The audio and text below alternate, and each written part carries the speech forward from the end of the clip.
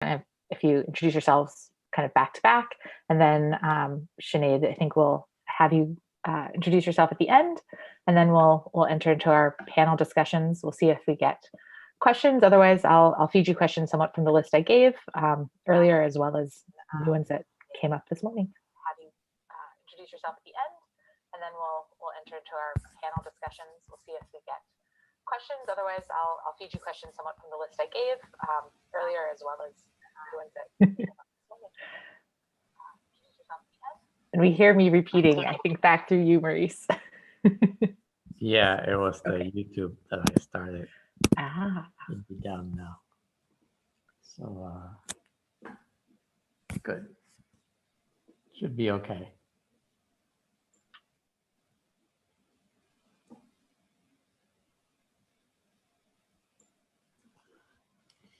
Okay.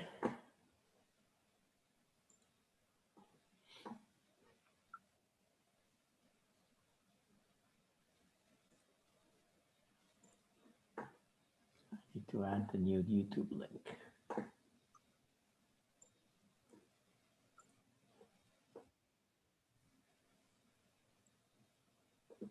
And I might hold us off a few minutes to let more people rejoin after food break. No, I can't really get this YouTube thing going.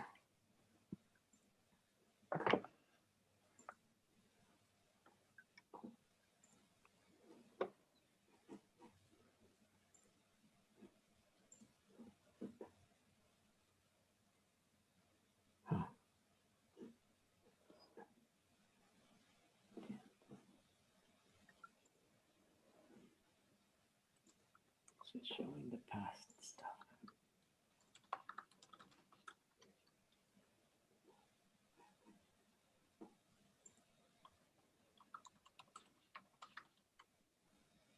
Ah, there we go. All right.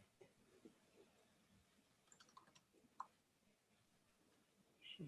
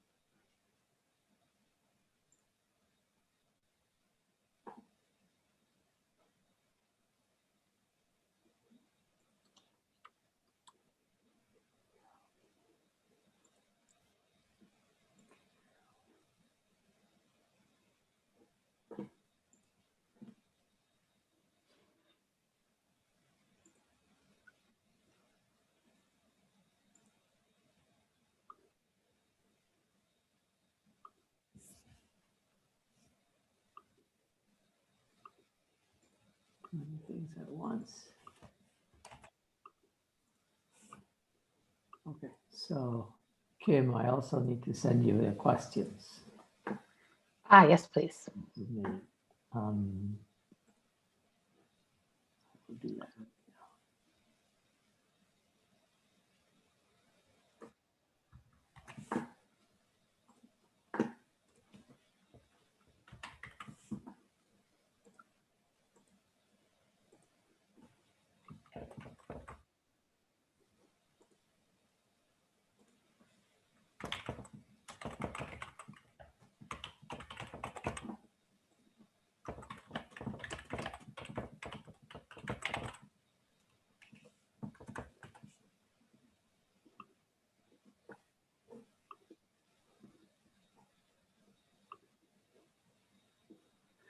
And I should be sharing now. And is it going to the different slides? Yes. Okay, excellent.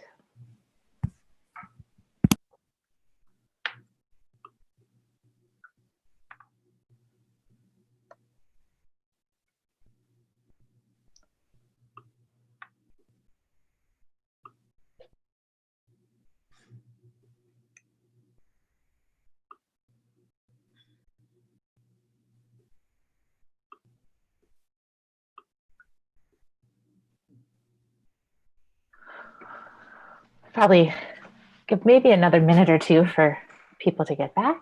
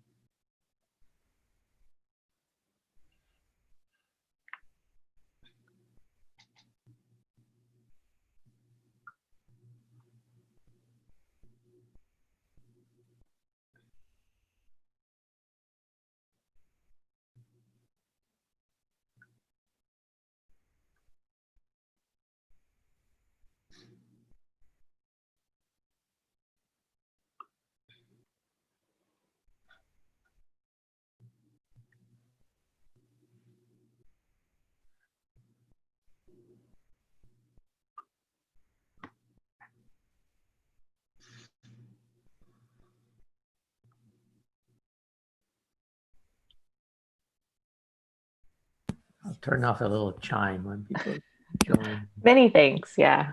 There, it should be off.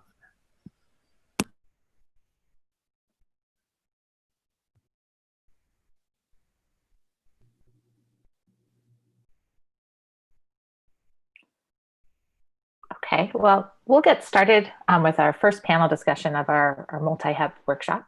And our focus, as following our speakers from this morning, is on the impacts of biology, chemistry, and material science into high energy physics studies.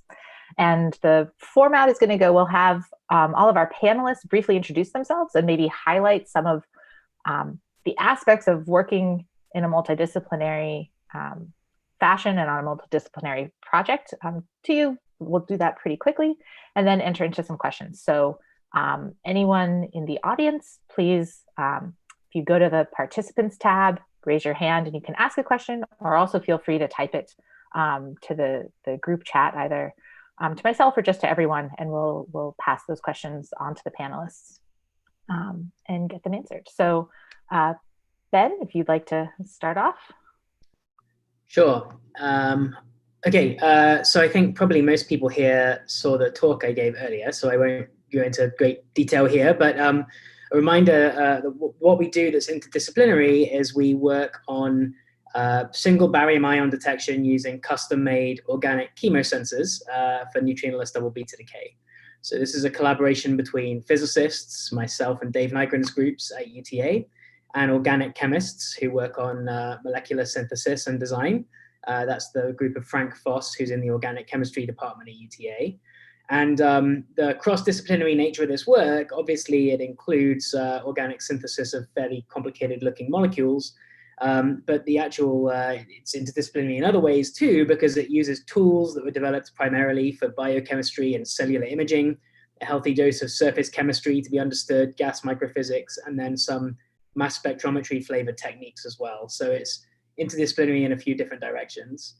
I don't claim to be the world's greatest expert on establishing interdisciplinary collaborations, but I'm happy to offer our reflections on how it was laying the groundwork for this work for the last few years. I prepared a couple of slides here in response to Kim's questions earlier, but I think these things would be more natural to talk about in the main body of the session. So maybe you could skip over these, Kim, and if there's a dull moment, you can ask me to read the slides if it goes quiet. Excellent. Sounds good. Thank you so much. Our next panelist is Francois Léonard. If you want to, again, give yourself a brief introduction. Yeah, sure. So I'm Francois. I'm from Sandia National Labs. And our work here at Sandia in our research group is in nanoelectronics and nanophotonics. So we do both theoretical as well as experimental work. We work with all kinds of nanomaterials, carbon nanotubes, nanowires, 2D materials, 3D materials that have nanostructures in them. And we're interested in understanding their basic properties from a very fundamental science aspect, and also using the unique properties of these nanomaterials for enabling new functionality. And this would be in electronics. We do a lot of work in photodetectors, and we have capabilities as well in printed electronics. And in the past few years, we've applied some of these materials and techniques in artificial intelligence. And I also have some few topics that I'd like to bring up, but maybe like Ben, we can keep that to the session and see if it works organically. Okay, thank you. But feel free to say like what aspects, like big picture of the topics are you most interested in talking about? Yeah, You know, sure. is it in So, establishing a collaboration? Is it getting funding? Is it, yeah. yeah, so of course, all of those aspects, but I think that for me, one thing that is exciting and also a challenge in collaborations with other fields is that often we don't use the same language. Take the word substrate. It means something very different to a biologist than a material scientist. So it takes time just to learn that. And it just takes time just to learn about new fields. An example for me is high energy physics. So those topics, and I have some ideas around funding and potential mechanisms to address that issue. Excellent. Thank you. Okay. Alex and Haranya, please. Well, I should probably give most of the time to Haranya because I guess most of the people already saw me giving a speech, so I'll give my time to Haranya. Oh, thanks very much.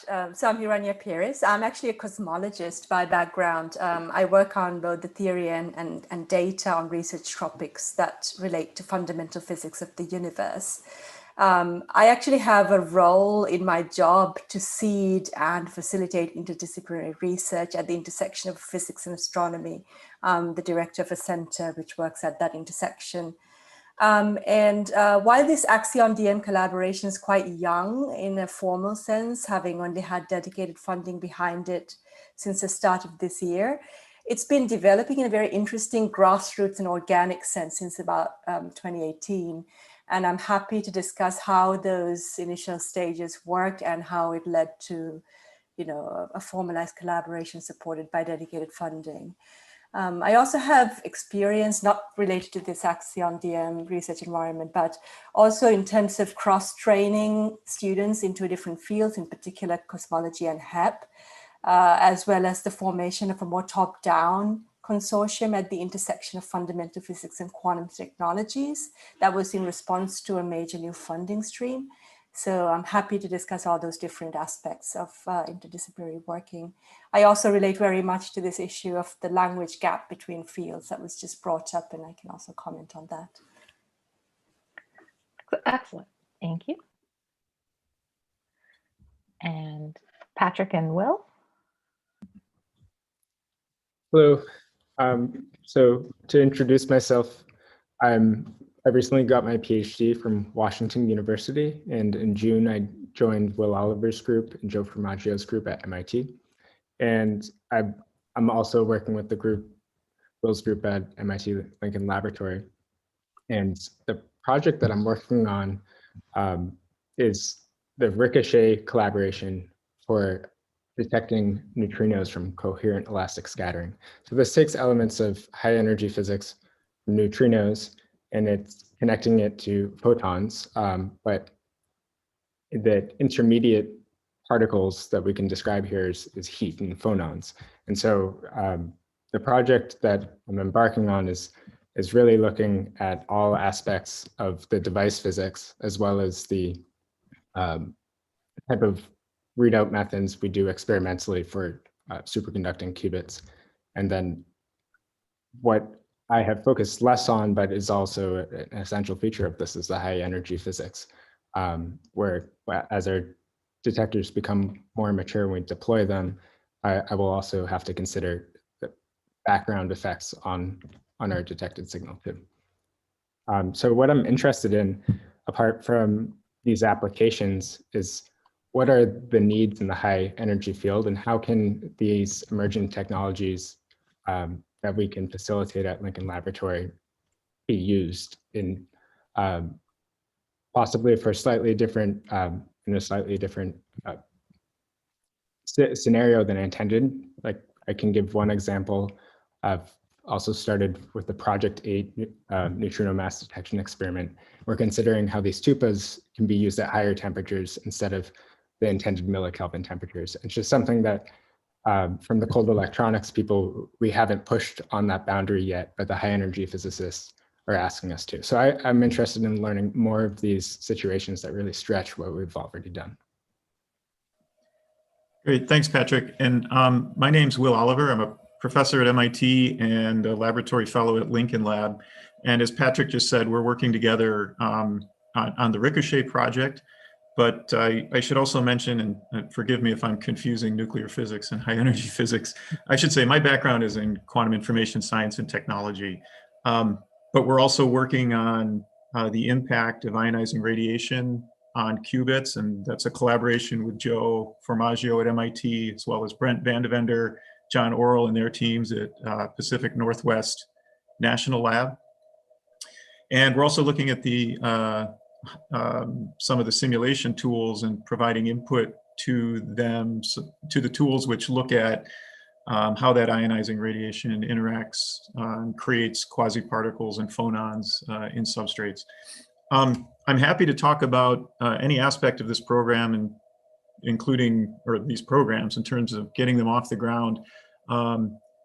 Or, maybe one topic I can comment on is, I believe that collaborations are most effective when each side is bringing something unique to the collaboration. And the goal shouldn't be for, each side to do exactly what the other side is doing, or to lift themselves up to do what the other side is doing, because that's less efficient. The idea would be to leverage what the other side is doing. I do this, you do that, but together we can do so much more together. And I'm not going to try and do what you do. I'm going to leverage what you do so that we can achieve so much more together. And if we can do that, then I think it's really a success. I'd be happy to tell you more about some specifics within our programs along those lines. Thank you. Excellent. And unfortunately, I think since the last session, we've lost Jim Moran, and we'll try and get him back. But Sinead Griffin, if you want to give an introduction to yourself too, please. Great, thanks, Kim. Hi, everyone. I'm Sinead Griffin. I'm a staff scientist at Berkeley Lab. And my group is a solid state theory and simulation group. So for us, what we're really interested in is trying to find and control new types of phenomena in quantum materials. I think Alex actually gave a nice motivation to an example of a type of project that we work on, which is, can we have like a designer Hamiltonian? So if someone comes to us and says, can you cook up a material that has these properties and that would couple to our dark matter in this way, can you find us that material? He kind of skipped over, I think, interesting part, which is how we do that. So this is essentially what we're trying to do is come up with designer materials using theory and simulations. And the goal then would be to talk to our experimental friends and try and twist their arms into making these materials as well.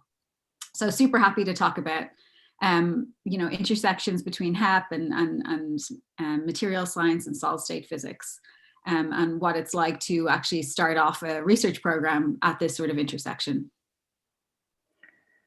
Excellent.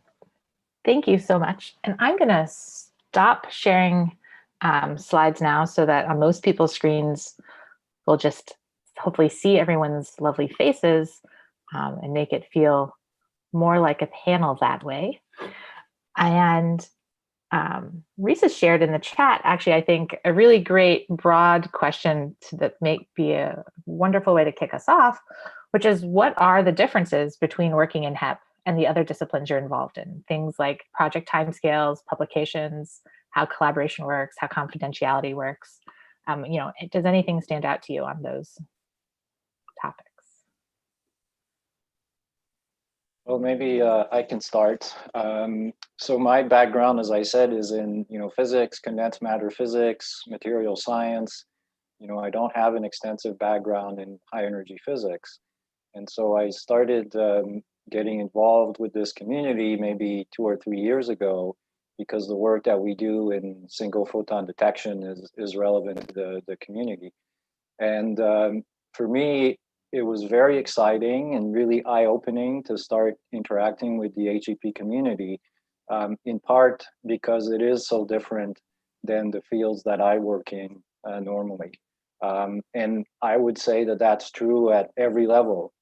Even the research philosophy is very different. So for example, it was amazing for me to hear that, you're looking for dark matter over many orders of magnitude of energy, and that, an experiment may be looking into a sliver of that, and finding that dark matter is not there is a success because it establishes that we should be looking somewhere else. That just does not exist in my field. We usually have some, really relatively well-defined things that we're looking for. And, success is usually measured in finding, something new, not necessarily in establishing limits, for example. So the philosophy itself, I find that when I interact with other fields, understanding that is very important. And so that's one challenge. And the other things that I've learned is that your mechanisms for developing new projects, developing proposals, are also very different than the ones that I'm used to. And it's a barrier. If I have to read, hundreds of pages of documents explaining the main challenges in high energy physics, and then be able to distill that all the way down to, a research idea, it's a lot of work to come into the field. But on the other hand, my realization is that it's extremely well organized. This workshop is an example of this, right? It's a precursor to another workshop or documents that will be written that will inform decision maker. So those are just some of the differences that I'm seeing compared to the typical work that we do in our area, including working with funding agencies, which we can talk about more later once the others have a chance to chime in. Yeah, maybe I can just add that in our own experience, where this is between Lincoln Laboratory, also with MIT campus, but Lincoln Laboratory and also PNNL, that from the campus perspective, yeah, I would agree with Francois that the funding mechanism is a bit different, but I would say from the Lincoln side, it's not so different. I think Lincoln is a Department of Defense rather than Department of Energy lab, but many of the approaches to responding to these larger scale programs with larger size teams and with many participants, I think I didn't find that to be so different. One challenge, of course, is that despite the fact that we're all working for the same government in some sense, that there are many different ways that the funding gets from point A to point B, and working out collaboration agreements or these funding mechanisms, that is somewhat of a challenge. But I think that once it's figured out, it can be reused again and again. And I'm hoping that this is just sort of it was a speed bump the first time, but after that it becomes much easier. In terms of project timescales, I think that depends a lot on the project. Maybe another way to say that is some projects are smaller and self-contained, but then of course they're part of a larger, longer term project that may go on for years and years. And so I think it depends on the scope. The publication process, I think different fields look at this in different ways. Some fields, the author list is always alphabetical, and people, I guess, write different parts of the paper. And then other fields, the PIs kind of go at one end, and the students who did the work at the front end, and everybody else kind of goes in the middle. And I think everybody has a different way to approach this. And what we found is, just discussing it openly is a good way to address any potential issues that come up. Just try to avoid surprises. I guess that's not really an epiphany, probably that's common knowledge, but just talking through it, just stating, this is how we do it, that's how you do it, come up with a mechanism. And that seems, in our case, to at least have avoided many of the problems. I think that's something that can catch people off guard if they're not, if they're used to working in a certain mechanism. It's easy to kind of forget that other people might, just not assume that's how it works. So, just being aware that there are different norms between the different fields, also about who might be an author and who might not be, that can help avoid some very awkward discussions. Yeah, agreed. Yeah, I think adding a comment about the publication policy, in my experience interacting with the organic chemists, there it really is very different. For example, they have no culture of preprints, as far as I can tell. And literally somebody, until your idea is published, somebody can scoop it and publish it and then, have credit for it first. And so, whether or not we put preprints onto the archive and how we structure the author lists, which order the names go in and who gets to be on them, is actually, it's turned out really to be tuned based on who's going to be asking for money from which place next, essentially. And then you tune the authorship and publication policy to match that. I'm not sure there's a really good solution to that problem because none of those norms in the different fields are going to change. But it's definitely been interesting to learn about. I'll just jump in here. In cosmology, because the science drivers and the timescales and the problems have been going in the same direction as in HEP, I think quite a lot of norms in the HEP field have actually filtered in like the best ideas about how to organize collaborations and so on, with an influx of HEP people actually working in cosmology. So that's not that different, and actually many of these same ideas are being adopted. Something that's a bit different to me still is that the average person working in experimental HEP seems to be quite specialized to me compared to somebody that works in astronomy or cosmology, who still has quite a broad overview of how a range of things are done in the pipeline, from getting an experiment built all the way to getting a scientific result. And I think that's quite a big difference, and it affects how you do interdisciplinary collaborations, because you have to talk to a collaboration instead of a person somehow to make progress sometimes. And the timescales are also quite a bit different even from cosmology. They're much longer for some areas of HEP. I think also the concept of organization. So, some fields, they're used to very small author groups.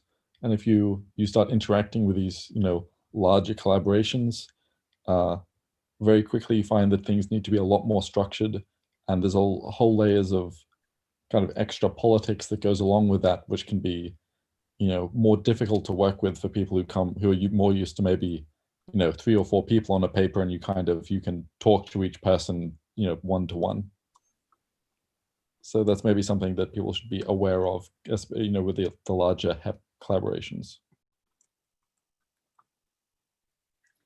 Yeah, I wonder if like kind of going off of what both Alex and Ben have said, is that, sometimes you find out the hard way about the norms in a field, right? You've done the work and then you come to write the paper, and that's where the mismatch occurs, right? What's the author list? Where are we submitting this?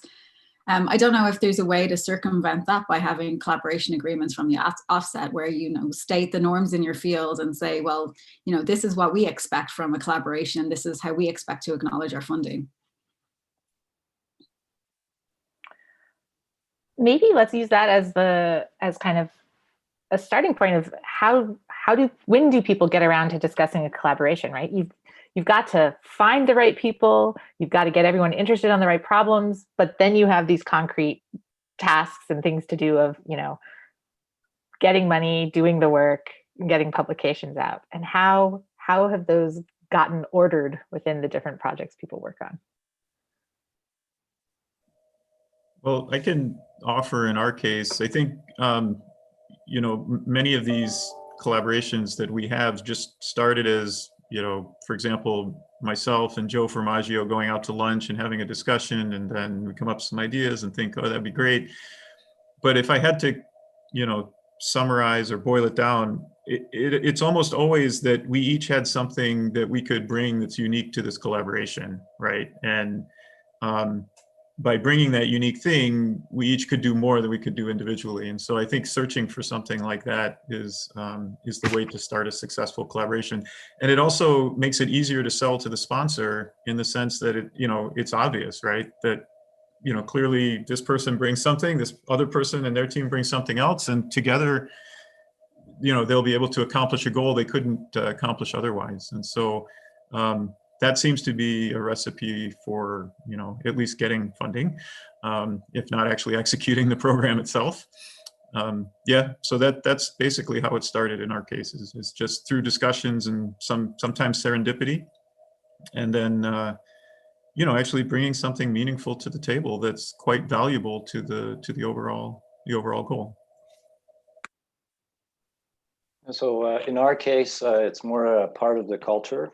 So basically every single proposal that I write and that most of my colleagues write at Sandia involve teams of several people. And this includes both for internal and external proposals. And sort of by default, when we start out, a fundamental question is, how are we going to build a team? What skills do we need? And then we start talking to people that we already know, if we know they have the skills, or otherwise we reach out more broadly to try to identify those folks by, asking around. So it's usually built in at the beginning of the process. A comment I would add is that I think in order to foster these interdisciplinary collaborations, it's mandatory for the high energy and nuclear physics experiments to continue to offer flexibility for people to pursue small author list paper activities. I know that's tightening up in our field now, and less that's something that's looked kindly upon, small author list publications rather than full collaboration ones. But to foster collaborations with people in external fields, we need to be able to publish at least the first papers with them with manageable small author lists, I think. It's something that might be worth thinking about.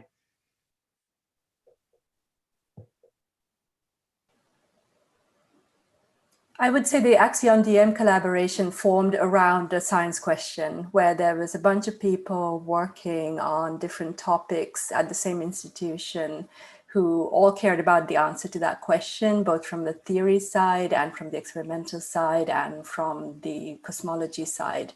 And so once those people got talking, and part of that happened actually at a journal club that Alex and another postdoc organized, there was a lot of enthusiasm for trying to work out how to build a coherent program that used everybody's expertise and interest in a complementary way. And I think we succeeded in that quite nicely through a series of discussions, which then led to a successful funding proposal. I think something that's kind of very key in a lot of the things that people have said, like Haranya and William were saying, is the kind of semi-informal discussions. I think this is something that's been kind of very lacking this year, but like, yeah. It's, sometimes you do have, I've got this idea, I just need to talk to a condensed matter physicist or something, but it's much more common because you don't really know what you don't know. Like, you need that kind of semi-random interaction just to facilitate it. So, anything which allows people to come together and to, have that chat, maybe it's a lunch or a journal club or something like this. I think that's very necessary in the kind of the very early stages, because you can't really start by, I'm going to absolutely collaborate with this person. You need to kind of build towards it a bit.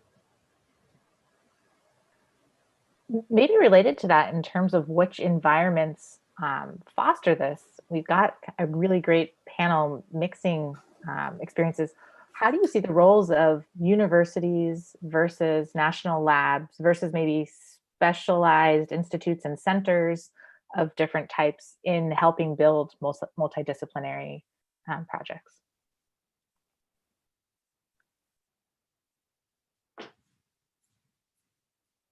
Anybody want to take that? Well, I can start off, since I'm at a national lab, and I think even within the national lab, cross-divisional and cross-area collaborations are highly encouraged. So I think there was extra support for, a solid state theorist walking over to the other side of the lab to the high energy folk and collaborating. So having that sort of institutional support for these sorts of interactions, I think really helps a lot in a national lab environment. Yeah, maybe I could add that, I don't want to stereotype, so let me not do that.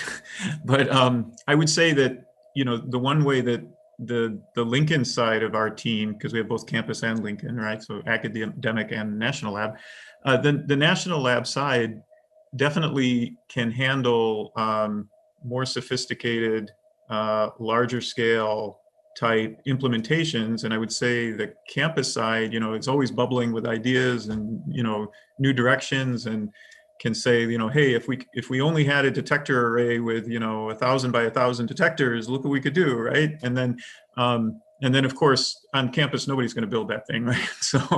So then, but then you go out to Lincoln Lab and you're like, oh yeah, we built one for the Chandra telescope 20 years ago, and we could just do that for transition edge sensors. Why not? We do 3D integration, right? And so then this leads to a snowball effect of how the two sides can collaborate with one another. And so again, I don't want to stereotype and say that, only good ideas come from campus and only, big hardware comes from national labs. That's absolutely not the case. But it is something that I think is true, that because the programs tend to be larger scale at the national labs, they tend to have the ability to do larger scale infrastructure. And so there's this notion of, science and engineering, and they bootstrap off each other. That engineering, of course, enables more and better science. And then, of course, from the science, we learn how to do better engineering. And that's been a ping pong back and forth, approach that we've used at MIT time and time again, and it's been very successful. So I participate in the development of relatively large proposals. So an example would be from the Office of Science, the Energy Frontier Research Centers, which are multi-institution and relatively large funding amounts. We wrote one this year and we had 40 collaborators on that proposal. And we had participants from universities and different national labs. And so in terms of executing on those proposals and managing the projects, I see national labs as doing well on that, but I also see universities being successful at doing it. So, it's not obvious to me that one is necessarily better than the other, at least, in my areas so far. The one thing, though, that I think is important is that sometimes we try to make that distinction between universities and national labs and so forth. But the way that I like to think about it is that we need to create a scientific community. And the scientific community involves educating students at universities. Those students need to have jobs afterwards. And so, the national labs provide that employment environment, at some level afterwards. So I think it's really critical that we all work together in order to make that scientific community successful, and not so much about necessarily, pigeonholing people, in different areas.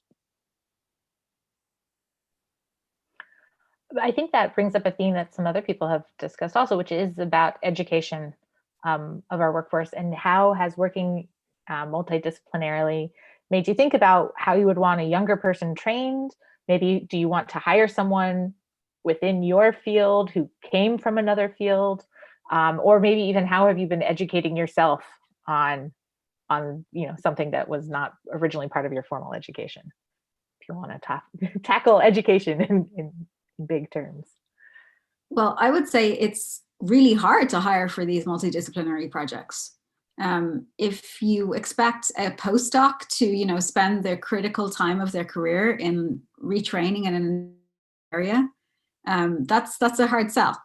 And especially these issues that we came up with before, which are, different publishing norms that maybe, when they go on the tenure track, their collection, their portfolio is different to someone's standard in the field would be. So, I think this is something we need to think very carefully about, and trying to, encourage people into these sorts of multidisciplinary collaborations.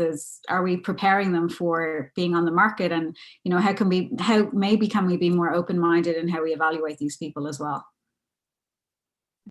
My story sounds similar to this, and I can first speak to my involvement in ADMX.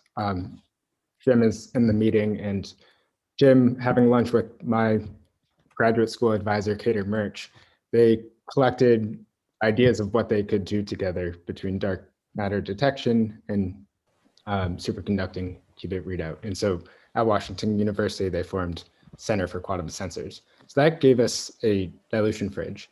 And that became a classroom in a sense. And being a more senior graduate student, I started training younger graduate students interested in ADMX how to set up a fridge. So actually that is the position I agreed to do as a postdoc, where now I'm working with students in a nuclear physics lab to set up a dilution fridge for microwave readout. And as a graduate student, I was very happy to step into that role. But more importantly, having a condensed matter lab that's available to students who are interested in detector setup and characterization, having the classroom there, I think that was essential in order to enable me to teach and transfer that knowledge. Yeah, can I just follow up? This is Jim Buckley, who I worked with Patrick. He was a graduate student. I just wanted to add something to that, which was that this whole area of cold electronics was new to me at the time. And Patrick came from this, quantum information group of Kater Murch, and he came with a lot of knowledge. So he really kind of was my teacher in a way. I learned from Patrick as a student, and now, we have the next generation student who's taken off and is doing really great. And I guess it seems pretty difficult to jump into something new when you're in your 50s and so on, but it is possible, and it's a two-way street. I mean, having one really good student, you can learn a lot from them too. So I don't know, maybe that's a anomalous example or something, but I think it works both ways. So I can speak to that same point. I think learning together with a student and somebody from a different field is a very good way to do this. We explicitly have a program that cross-train people in cosmology and HEP. And the way it's structured is that there are two advisors who are kind of on an equal footing. They formulate a project where it might be weighted to one side or the other, or it might be something in the middle, but it's a project that has feet in both fields, and then the student works with both of them. They belong to a particular program, but also then participate in all the events and seminars of the other program as much as possible. And that has turned out some pretty uniquely qualified people who had, been actually successful in the job market. And also, I feel like the advisors have picked up research areas that they wouldn't otherwise have the motivation to do so, because they were working with a student and another faculty member. So those have sparked off new collaborations between those people. I think that's a very nice thing to see, and it works. Sorry, yes. So Katie, maybe I can just, sorry, go ahead. I would say I've seen with these interdisciplinary things that a lot more common for somebody to be brought in with specific knowledge rather than brought in to be given specific knowledge. So if, in these cases, there was some experimental technology or something like that, where they really wanted to hire an expert in that technology, and maybe the application was different. But at least I think I've seen that a lot more common than hiring a postdoc and then trying to give them that very specialized knowledge.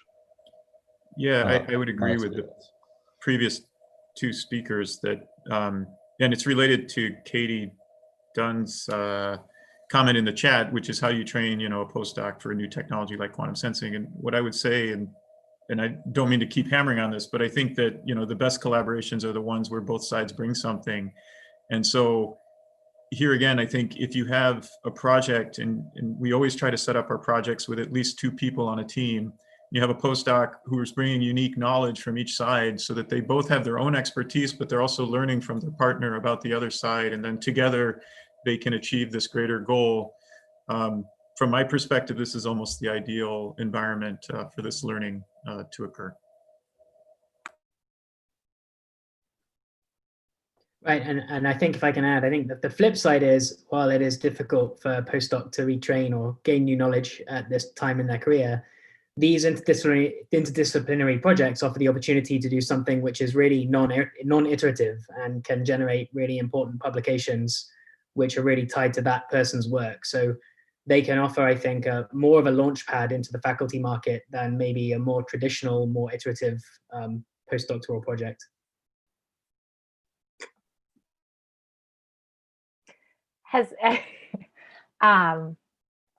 Is there, going back to this other question that's still related, but more focusing, is there any chance of people shooting themselves in the foot by working on these multidisciplinary projects at any level, from student to postdoc or faculty or established scientist?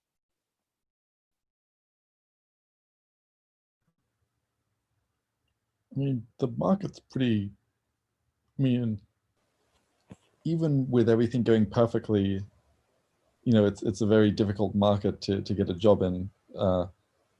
I think there's a strong luck element in terms of what those things are. Going into an interdisciplinary collaboration into something which is not either productive or kind of fashionable might by itself be a negative effect, even if the work itself goes well. But that's not something which is very easy to control necessarily. There's these things shift, and maybe especially when you're talking about, for example, someone in my position, I'm a first postdoc. I'm probably not applying for faculties until at least I've done, maybe on my second postdoc or something. It's very hard to predict what will or will not be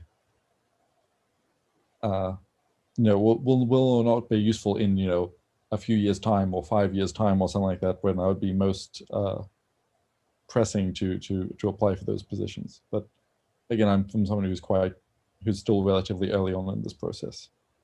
But don't you think that if you worked on a project where you yourself worked on using techniques or tools from, let's say, 2 different fields, that opens up more opportunities in the future? I think so, as long as you can do it in enough of a way that you have some reputation. Like, I would still want to be, you'd want to be broadening the number of fields where you have some recognition, but I wouldn't try and get I'm still a theorist. I wouldn't try and get, say, an experimental job. That's just not going to be a good sell for those people, even if I worked with a lot of experimentalists. Right. But if you, for example, worked on a project that combines, condensed matter physics with high energy physics, and it's relevant to both fields, then it seems like it opens up more opportunities in the future. I think it does. I think it's just a question of maybe entirely switching would be problematic. But again, I haven't I haven't gone that far yet, so it's kind of, I don't have as much experience, and I haven't seen as many people's careers for the same amount of time as quite a few of the other panelists have. I think the key is not whether it's interdisciplinary or not, but it's whether the person applying for the job demonstrates a focus and a vision and has made an impact on an important question. And if that required interdisciplinary expertise, that's great. But if you have worked on a whole range of different areas without any sign of where you're heading, that's probably not good. I also think that the bottleneck is at the junior faculty stage, because there you have to convince usually people from a broad set of areas that you are the one to hire, right? It's harder to do if you have to convince people from multiple areas. at least in my experience. And so that's where a possible issue might arise. And the way to get around that is to show that you have done something important in at least one field. High energy physics has a history of people thinking they could dabble in other fields and, rewrite them overall, but high energy physicists are pretty confident in their skills. Has it ever come up either in your own heads or suggested to you that you should just learn that other skill and do it yourself instead of collaborating with someone?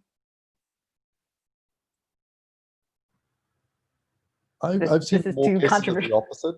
I've seen a lot of cases where I've seen, well, not just high energy physicists, but for the sake of this, also high energy physicists who really should have just gotten a real expert in with them. They've tried to do it and it just hasn't, you just see gaps in the paper where if they had brought in a collaborator, they would have had a much stronger work.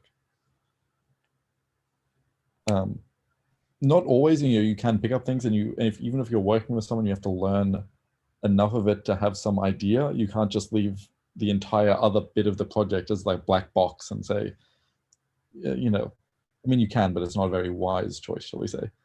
But at the same time, things are, the less you know, the simpler things often seem to be.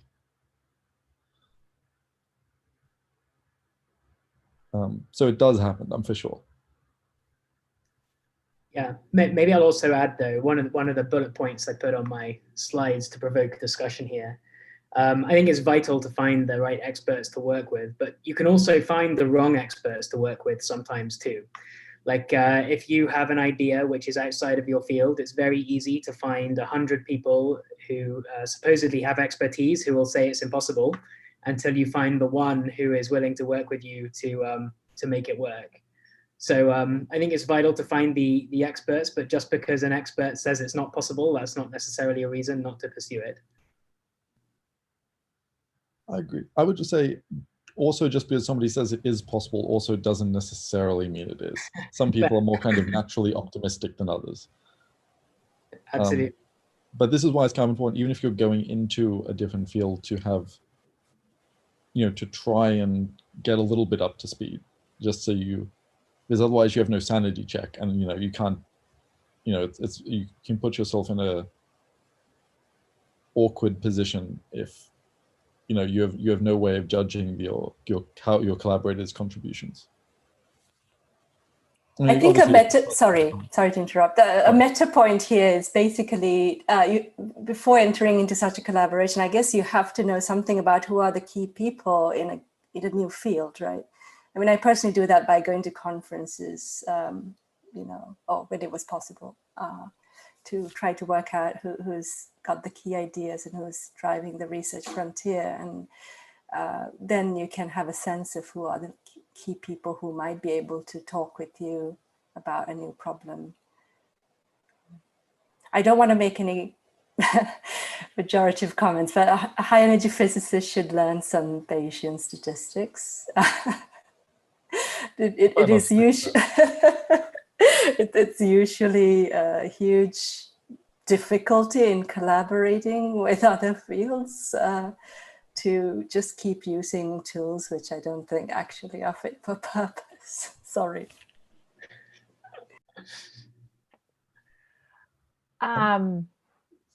Maybe. I just saw this question. I wouldn't say the advantage is not knowing what you're getting into. The advantage is a lot of people can get very set in something because they've never considered using it for some other purpose.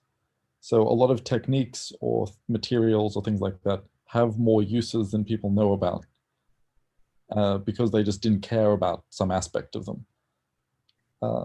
So I think that's maybe the advantage of not knowing as much about a field. I couldn't agree more strongly with that, I think. I mean, there's a common set of applications for many of these techniques, and there's rules of thumb and dogmas that people have learned working with them. And often what we might want to do with them is very different and would need to challenge some of those preconceptions, I suppose. And so, yeah, I think you said it very well, actually, Alex. Ben, it seems you have a very particular situation. Maybe can you share a little bit more, because it feels like if anyone else is just in this blue sky, like I have a problem, I need to find the expert to solve it. Can you talk about who are the group of chemistry experts that you work with, and how did you finally connect with them? Yeah. I mean, we spent quite a while finding the wrong experts, which is why I made that point before. I mean, we tended, so the way we started out looking for these experts was looking at who was influential and important in the field, who had done the famous and established work, and reaching out to them, inviting them to come and give seminars and colloquia and talking to them. And in almost all cases, the message we got for them is that this looks like an impossibly hard problem. Like, how are you ever going to scan surfaces this big in the dry? These molecules just won't work. And that's because I think it's single molecule fluorescence imaging. What we do is quite an application-driven field. It's for cellular imaging, for like studying proteins and binding and things in living cells. And so every experiment that's been done there really has been done under a very similar set of conditions, in an aqueous environment and, on a microscope slide. And so, people had very much had that baked in, and especially the more senior people who had built their careers on this, like to think they know absolutely everything there is to know about it. So actually, the chemistry collaborator we found was in some ways a non-expert himself. He's an organic chemist who synthesizes molecules and learned about single molecule fluorescence imaging with us. And I do think that a healthy dose of naivety about what we were getting into actually helped, because it sort of stopped us following exactly the trodden paths and getting stuck in ruts, I think. Yeah, we ultimately found the chemists we needed to collaborate with actually locally at UTA after looking much further afield for other people.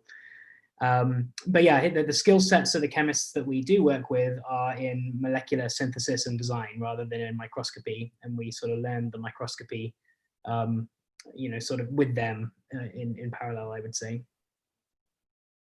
Did that address the question? That was a bit of a ramble on my part. I'm sorry.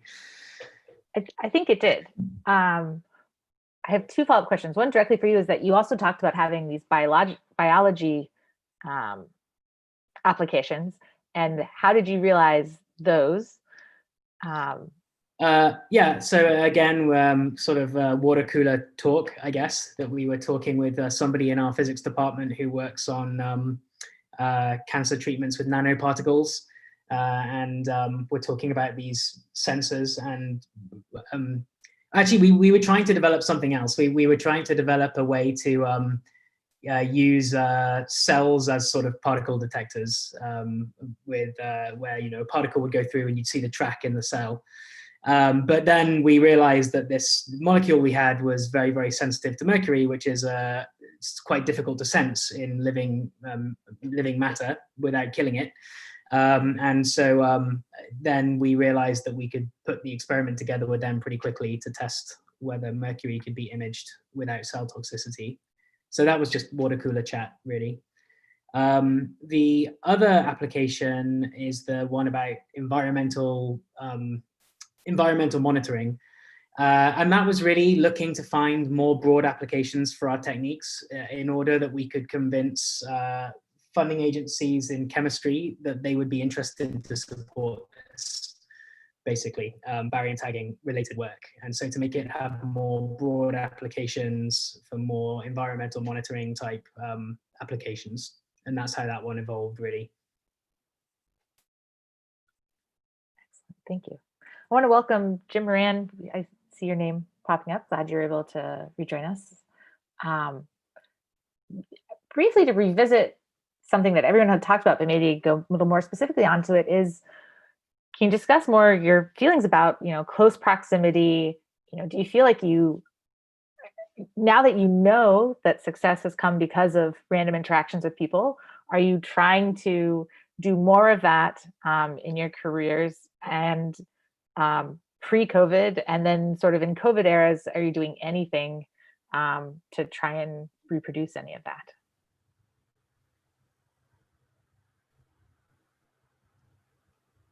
Well, during COVID, it's very limited. I mean, I've also found that even people shut down a little bit more. So even with the online options, people just choose to use them maybe even less than they did otherwise. So I would say that that aspect of this year has just been very unsatisfactory. It's kind of, and it's not just me. I find everyone I've spoken to has had similar experiences there. I mean, I mean, there are a few people trying to journal club and stuff, but I think something that's very good that people do when they're particularly organizing workshops is giving time for this kind of thing. You know, it's very easy to plan these kind of conferences and things with, you know, 9 till 5 talks. And, you know, and usually that's not actually the part of those things that are useful, at least in my experience. But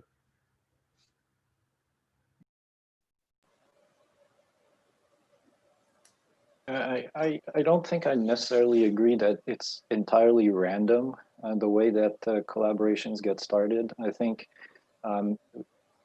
you can definitely be intentional in many different ways. One is you can attend talks in other subjects than the one that you're normally interested in. But another way of doing it, like this workshop is showing, is when you're organizing workshop or conferences, you can be intentional about who you're inviting to give presentations. And that exposes, you know, an audience to a different field that they would not normally be exposed to. So I think there are mechanisms to actually do this that, you know, I would hope are better than random.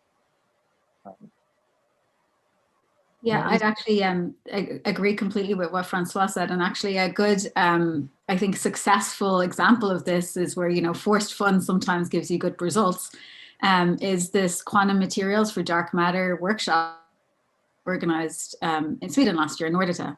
And I think, you know, looking at the list, it wasn't only people who were working at the intersection between these two areas, but there were, you know, kind of hardcore quantum materials people and hardcore dark matter people that perhaps haven't interacted before. But the format of the workshop was quite open to having not quite TED style level introductions to these areas, but, you know, to the level that everyone was a beginner. And I think that was a really useful format. And then there was also a lot of space in the schedule for random interactions. So, I mean, myself and Alex spoke at that workshop as well. So I think you can construct a format that allows for these interactions to happen more organically. That isn't just a random, you know, water cooler meeting. Well, I guess that requires it's a high requirement for the organizers to have the knowledge of these fields. You know, you really need a good organizing team to arrange for something like that. On this, I really value the summer programs at the Aspen Center for Physics, where there's usually multiple programs in different areas running. I don't think it's either random or not random, but there's a nice balance at those workshops where you do meet people at lunch, and also there's talks which are very accessible from a variety of fields every week. And you can participate or not as you wish. So that unstructured format, I think, is very helpful. I think if I can also add that the plausibility of being able to find some seed funding helps, I think. I mean, people are more likely to engage on some preliminary study if there's an obvious way that, you know, a small amount of money to get it moving could be found. So I think national labs and universities that have such programs to foster new collaborations, that's really going to be helpful.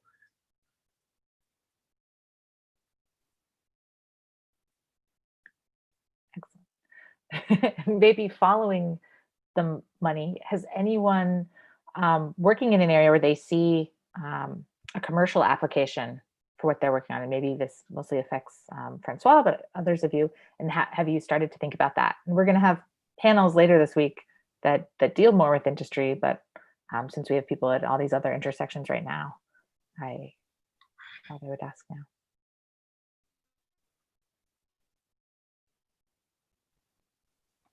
Well, I guess maybe since you mentioned my name, I'll say something. You know, our work is really basic research.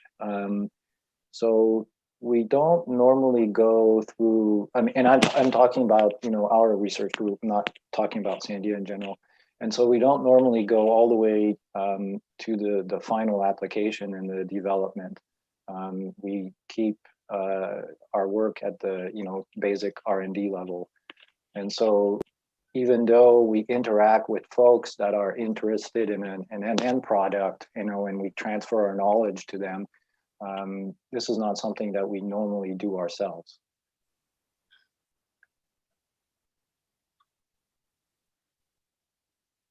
Excellent. Anybody else on that?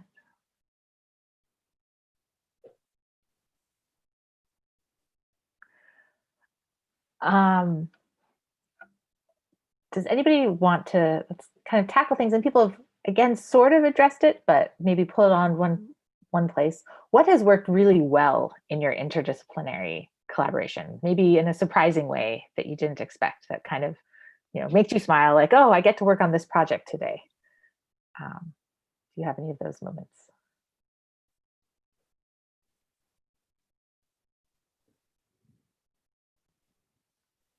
All right, I'll give an example from me for the past 2 years. So artificial intelligence, you know, neural networks and so forth is something that we got into a few years ago, and it was very new for us.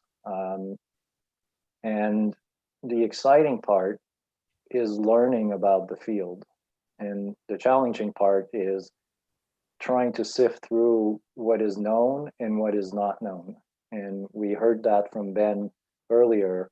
I would ask some very basic questions, and people are used to using tools for machine learning at a very high level without asking the detailed questions as to how they came about. But as a physicist, you know, I keep asking these basic questions, and people don't really, most of the time, people don't have answers. So the exciting part is that then it gives me something, you know, to think about, and I'm coming at it from a slightly different perspective that they already are. And then the other exciting aspect is that sometimes they can tell me that I'm completely wrong, because I'm coming at it from, say, a physicist point of view, but a computer scientist has already studied this problem, and they've already determined that you know, the best solution is somewhere else. So those are the kinds of things that I find exciting in interacting with other disciplines. And that has worked well for me in terms of my learning, and in trying to figure out where it is that I can make a new contribution and where it is that I can benefit really from other people's experience. It is a very nice feeling when you're facing some very intractable problem that you just don't know how to start, and you just find out that someone else has done this, you know, beautiful solution that's kind of ready-made for you. It's a very nice feeling. Once you get through the translation to work out if it's actually the same problem. What's been particularly exciting in the collaborations I'm involved with quantum information science is that often we think of these superconducting circuits or even qubits as being employed as sensors. And so we now have this technology that's meant for quantum computing, but let's adapt that for high energy physics. But there are some cases where the high energy physics or nuclear physics is actually informing quantum information science. So the few slides I had to rush through were about how ionizing radiation can actually limit qubit lifetimes, which isn't something we would actually find evidence of unless you actually surround your experiment with bricks, lead bricks, to see that it increases the lifetime. And so when a collaboration can have, and Will was saying this, where both sides have something to offer, it really perpetuates the involvement from both sides as well.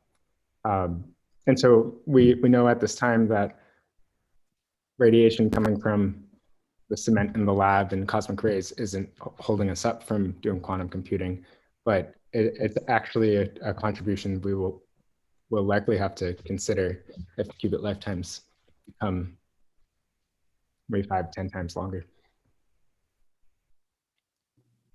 And with that, there's also another project that Lincoln and PNNL is working on how quasi-particles that propagate and diffuse in superconductors, as well as the phonons that come from high energy events, can affect the lifetime of superconducting circuits as well.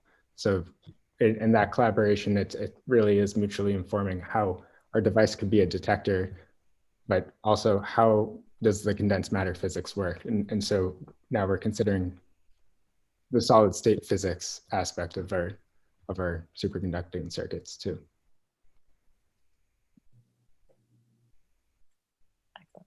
Anyone else want to share a happy to work in a multidisciplinary area story? I'll have a go. So, you know, one of the best things that ever happened to me as a scientist was when, through a multidisciplinary collaboration, I saw a research question that I've been working on for over a decade in a completely different light. So I tried to use astronomical data to test the physics of the very early universe.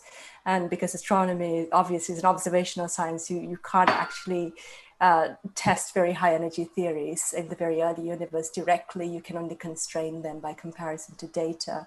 So through a chance meeting actually at the Aspen Center for Physics, I started talking to somebody who's doing ultra cold atom experiments. And by working together, we discovered a correspondence between the same equations. So there's an analogy between equations describing physics in the early universe and processes that happen in a 2BEC system that's interfered at radio frequencies. And as long as that analogy holds, you can do an experiment in the lab and test different models of the early universe in the lab. That was really kind of mind-blowing. And that work has now led us to question the standard interpretations of force vacuum decay that are used in fundamental physics and explore that more. So that sort of thing where your whole perspective changes on a question and opens up new paths is what I really like about interdisciplinary collaborations.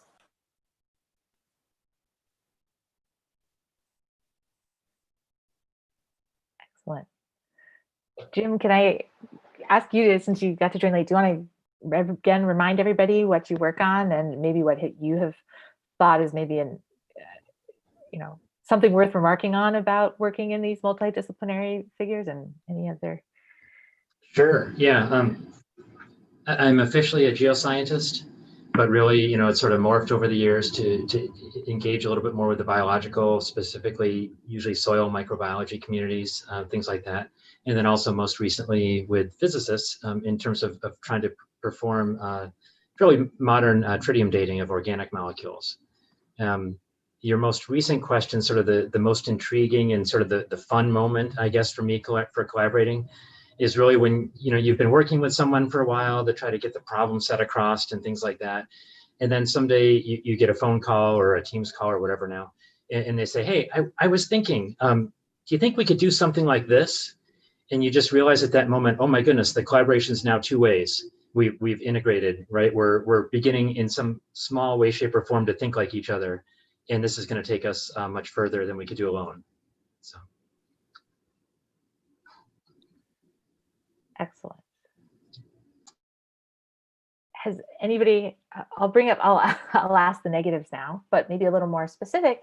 Have you felt, we've sort of talked a little bit about it from the funding side, and maybe people can explore that more, but have they felt any other larger institutional barriers to collaboration?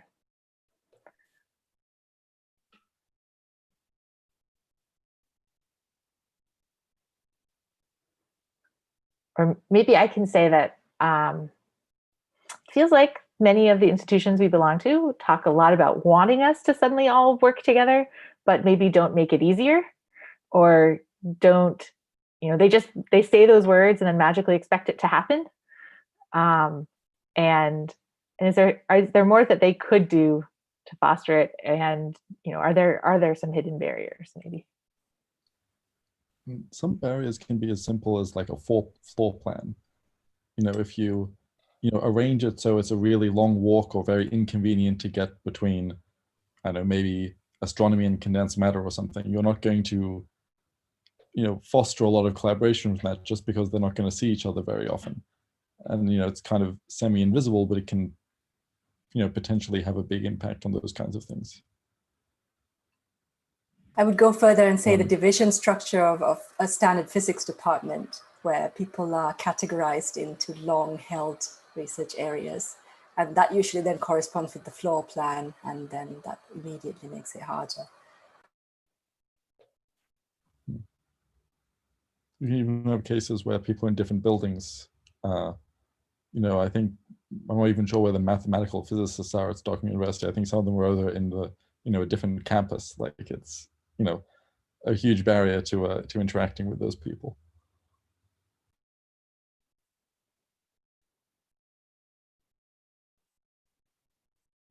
I think it's always nice as well to have a good culture where you sort of know what all the PhD students in your department are doing for their thesis. So when I'm on somebody's thesis committee and then I have to really think about some subject I've never thought about in my life, I learn an enormous amount from reading those PhD theses, much more than I learn obviously from the PhD theses of people who work in my own research area. So I think universities fostering a culture where faculty from across the department really have direct role mentoring students who are not in their area can really help in lots of ways, including that one.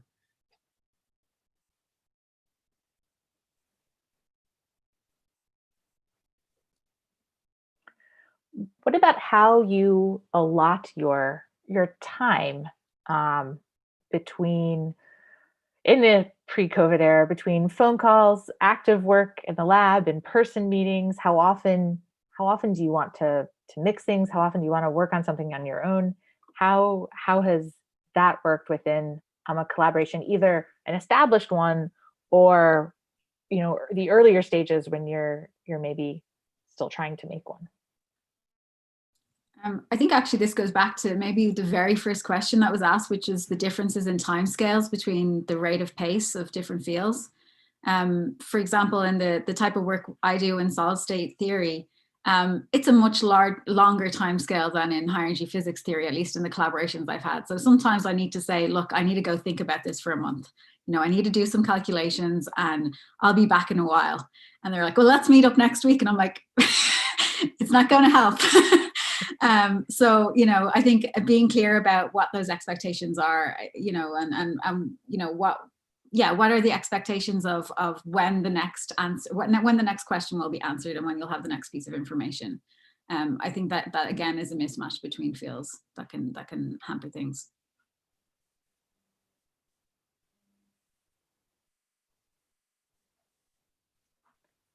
Anyone else on the timing? No.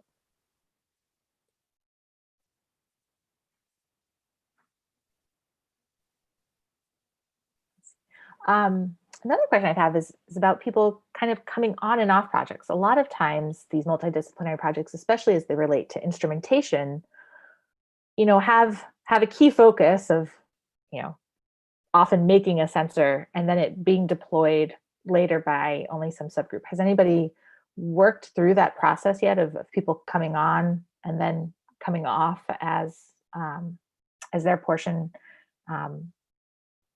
has become less necessary or less motivating? Yeah, I've experienced that from a kind of like theory experiment kind of point of view. My PhD work was on the kind of underlying theory of a new kind of experiment.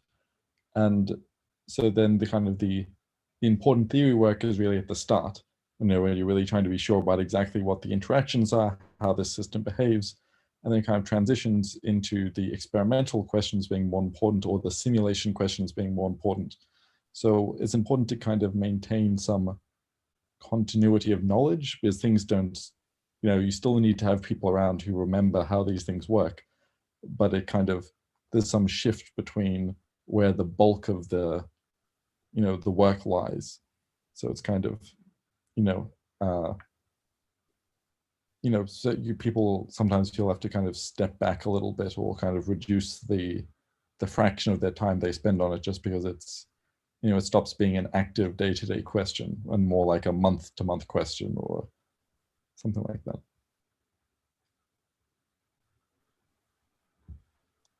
So I would say that in our case, most of the time when you're developing a proposal, you have to put together a plan for what will be happening over the duration of the funding cycle. And, of course, it's research. So you don't know exactly how things are going to proceed, but at least you have a general idea of which parts you're going to need and when.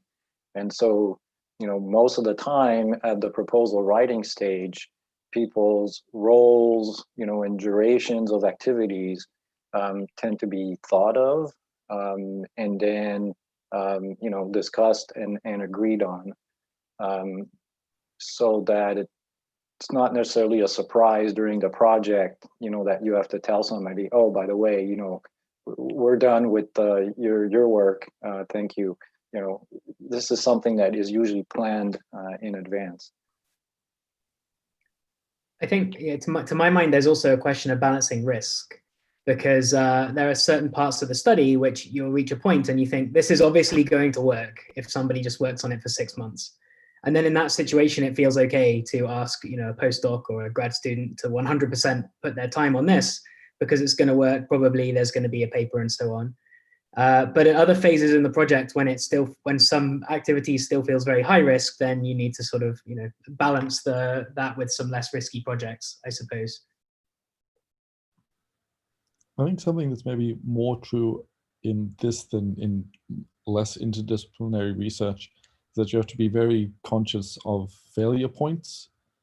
If you're researching an area which quite well, you've got a bit more of an idea about what's reasonable or not reasonable.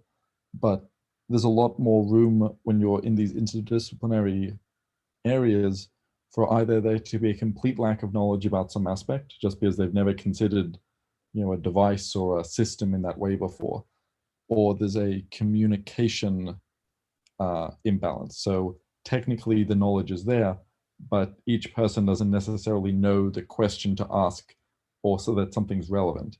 So it can sometimes happen that in later stages, information is revealed that would have been a deal breaker. And if it had been revealed earlier, would have saved a lot of time. But just because people are coming at it from different directions, they didn't necessarily, put two and two together, so to speak. So that kind of so those aspects, I think it's kind of, they lead to a high risk profile for these kind of things. Can I return to a topic that I think really Ben has spoken quite a bit of, maybe a little less to other people, about publications and publishing in non-physics journals. So we talked a bit about author lists and even kind of a little bit of the time frame and matching which journal you publish to what funding situation people are in at a certain time. Can people talk more a little bit about any other thoughts on paper publishing in terms of which journals have felt, reasonable to maybe be heavily involved in the writing as a physicist, even though it's going into a different fields journal, or ones where it was a little harder, or do you just rely upon collaborators? And maybe even also including Alex's question, a hot topic of interest of mine, of people actually publishing negative results, like saying, well, we thought about this, but it turns out it won't work. So can people kind of attack the question of publishing? Yeah, sorry, go ahead, Francois. So what I was going to say is that right away in what you said, I think there's a problem in that you're talking about publication in journals. So I think something that's very important is to understand that different fields have different successes. And so, for example, I work with computer scientists, and when they submit something to a journal, it's a core dump. because it did not get in the top computer science conference. So for them, a journal article is worth almost nothing. What is really, really highly valued is having a presentation at IEDM, for example, for device folks or something like that. So there's already that aspect that it took time for me to understand and appreciate. And so then this becomes an issue when you're trying to represent the success of your team to sponsors. Because if your sponsors are usually judging your success on publication in scientific journals, but then the actual success in a multidisciplinary collaboration is a presentation at a high-end conference, there's a mismatch there. So there's work that has to be done in managing those expectations and on the education front.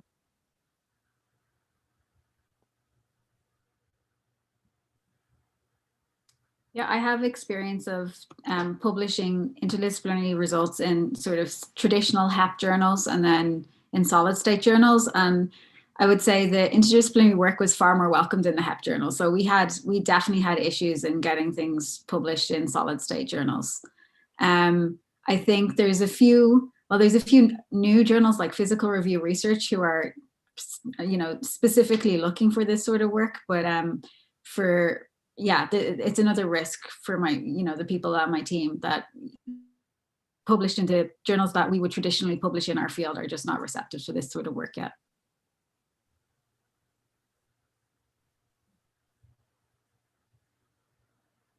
Anybody else? If anyone else in the audience or any other panelists want to ask each other a question, yeah.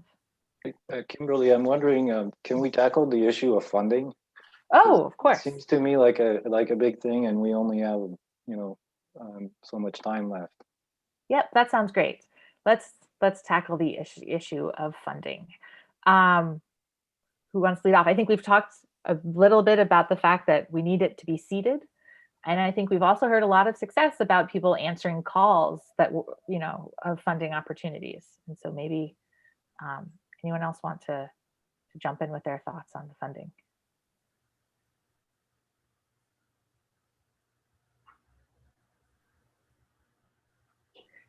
Oh, I'm curious about people's experiences, particularly connected to high energy physics. Were there barriers or issues that had to be resolved? How does somebody who is outside of the field get funded, for example? I can speak to our experiences. It's just part of what was in my bullet points on the slides I sent to Kim earlier, actually. So we tried various ways to find interdisciplinary funding, but we were never successful seeking explicitly interdisciplinary funding streams. Generally speaking, I mean, there's certain streams of funding that exist from certain agencies, and they're usually fairly uninterested in funding somebody who's outside of that field. Because, well, I suppose it's almost a cliche to say there's so many hungry mouths to feed within the field. Why should they spend money on somebody who's outside of it? In the end, the way we were successful was by dividing the project into single PI-sized pieces and then proposing them to the separate places. And sort of luckily, the jigsaw came together. This is actually quite different to the experience of our collaborators in Europe, who have just recently started a new barium tagging program. And there are explicitly interdisciplinary funding streams like the ERC Synergy Awards, and where you can ask for money for a chemist and a physicist and their respective teams. I'm not aware, except perhaps for some private foundations, I'm not really aware of a major program like that in the US. So it is an issue, and yeah, our solution was to try and divide it up into PI-sized pieces rather than trying to sell the whole project to one funding stream. I would say with the ER Synergy grants, you have to be very,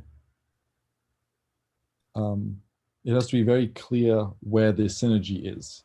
So it's not just you just grab a couple of different unrelated fields or something. It has to be, you have to really be able to sell the the whole as an interdisciplinary research device. Yeah, the ERC is not a very easy stream to get funding in, and the synergy grants are the least success rate, and they still mostly go to teams that coalesce around a scientific question. I think that the success rate for interdisciplinary proposals in the ERC is significantly less than in individual research area streams. That's true in Europe as well. I can speak a bit to my experience in general in Europe. I think one of the previous panelists said that, you know, if you construct a project that is about answering a question in a specific field, you can be far more successful with that stream, even though it's a field-specific one, rather than a specific interdisciplinary area. I think the Axion DM collaboration is funded through a standard physics stream. Philanthropic organizations are much more open to this kind of stream as well. I also have experience of applying for a particular explicitly interdisciplinary call, which is quantum technologies for fundamental physics. So there, high energy people, cosmologists, and condensed matter people and quantum technologists wrote a proposal where we actually shoehorned our ideas into the format of the call. That was not quite the usual grassroots organic way of developing a proposal. It was successful, but it was less somehow pleasurable, and I'm quite keen to see how it works out in terms of, you know, having got the money, will this work? Because, you know, it was targeted to the call rather than, you know, a bunch of people that came together with the complementary experience. I think that can also be possible if such calls are generated.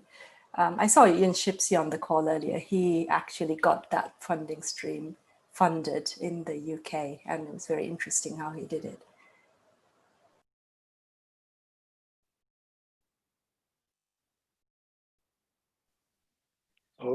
So I think one thing that you know, we should be considering is the structure of the funding mechanisms.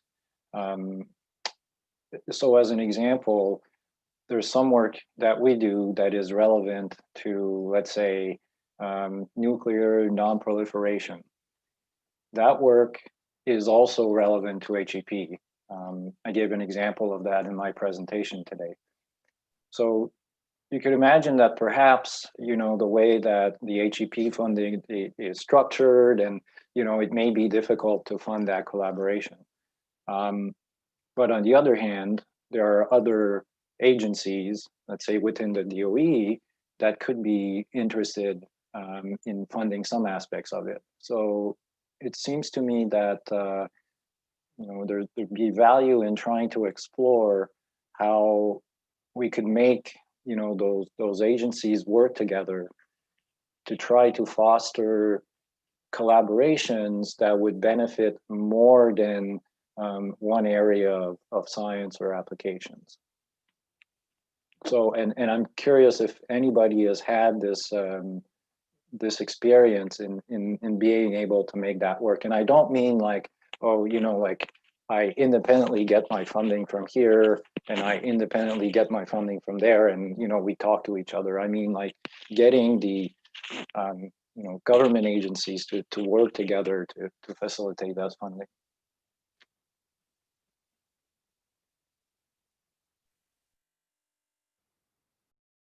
So if I may comment, hi, this is Maurice. That's a very good question. So I'll be sure to put that in the report. Yeah, it's a challenge to get agencies to work together. So maybe we'll have to brainstorm and think about things we can propose that they will be that they can work with. So I don't know, maybe we need some kind of a funding brokerage that you know, essentially is a middle party that puts together a call that's multidisciplinary and draws and interacts with the agencies as a middle party, and then you go through this broker to get a multidisciplinary thing funded. Maybe something like that. I don't know what will work, but we'll have to definitely make the point and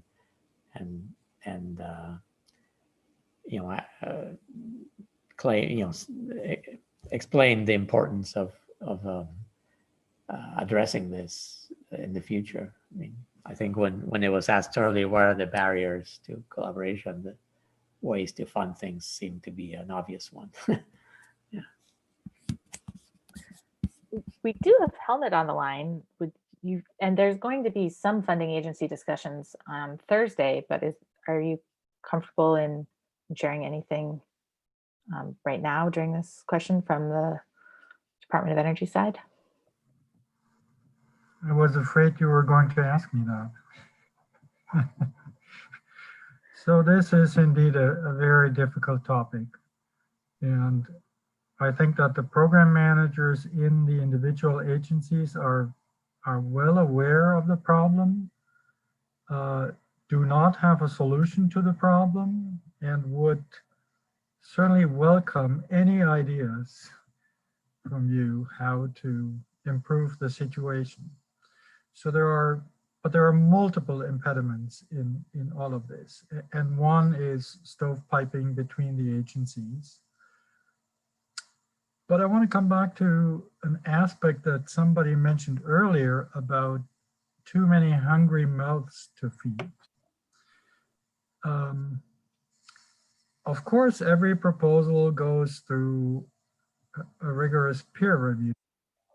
That peer review is conducted by people in the community.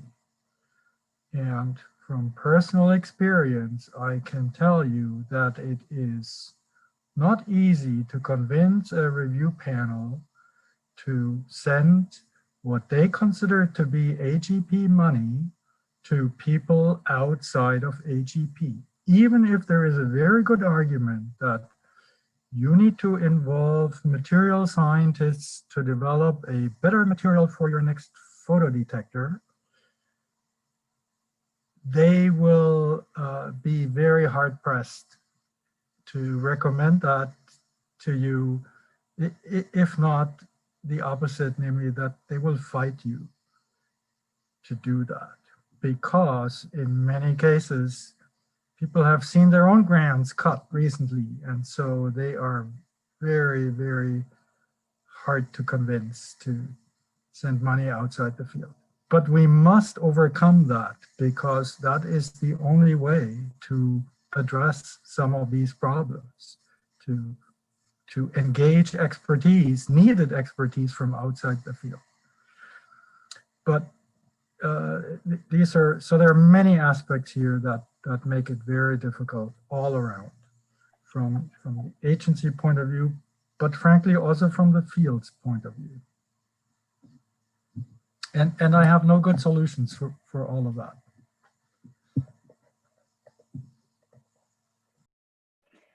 But thank you for being willing to share that with us.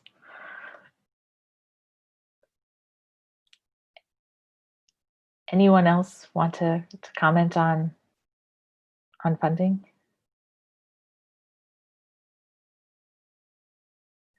Okay. If there's no other questions, we can briefly just check in again with each panelist and see if they want to give a parting remark. We'll go, I guess, back through the same order. Ben, if you want to share any comments.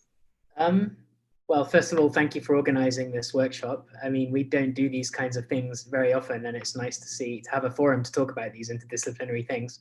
I mean, part of the challenge here is when you do something really exciting, which is really interdisciplinary, it's not clear who you should tell about it sometimes. So it's nice to have a forum like this. I don't know if I have very much else to add other than that. Thank you for inviting me. Thank you. Francois. Yeah, so it's very exciting for me to be part of this workshop and in this discussion. Like I said, I've learned a lot in the past couple of years and interacting with folks in the HEP community. I think the work is exciting, and I'm looking forward to more discussions in the future. Haranya and Alex, I guess Haranya first. Yeah, thanks very much for organizing this. I learned a lot from all the comments that were made and the different perspectives. I think that these kinds of workshops should continue. Yeah, those are very interesting, particularly hearing from some of the fields where it's even, I mean, I've worked with some interdisciplinary, but it's all kind of, at least within physics, but working really with, super different fields. That's very interesting to hear about. I mean, especially considering all the translational and knowledge gap issues that can happen just between even adjacent fields. It's very impressive that you managed to make these things work. Patrick? Yeah, thank you. I'm very glad to be on this panel, and actually learned quite a bit. And I think I'm coming from a perspective of boots on the ground and deploying the research as a postdoc. So what I've gathered from this meeting is ways to consider how collaboration isn't always natural. And that can be in the aspect of teaching it, or where funding comes from, and having an eye out for that as I become more and more part of proposals. Then also learning from how high energy physics collaborations organize. And I think that's something that will have a strong effect as quantum technology, or at least superconducting circuit technology, becomes a bit more of a technology and not just a laboratory benchtop experiment. So yeah, thank you. Thank you. Jim? Well, being a bit of an outsider, the interloper here, so thank you very much for letting me participate and join in and learn. I think it's been great. And I have to say, I have a personal philosophy, I guess, that a lot of the divisions that we see, physics, HEP, chemistry, biology, whatever, a lot of these divisions, I happen to believe, are human imposed, in that nature does not necessarily adhere to them.